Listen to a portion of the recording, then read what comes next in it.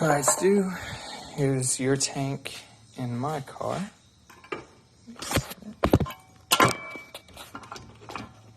Again, as you can see, nothing's hitting, just sitting it in there. Lines up, nothing hitting. Lines up, nothing hitting. So now,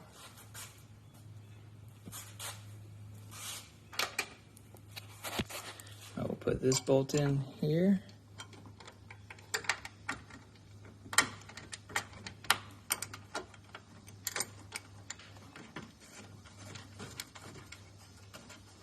There. Now we just kind of sit in there, and then as you can see, that one lines up. Put this bolt, put it in there.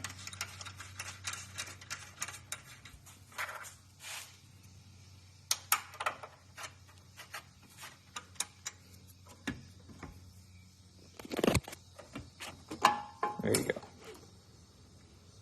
That's your tank. Doesn't hit anything in the shroud.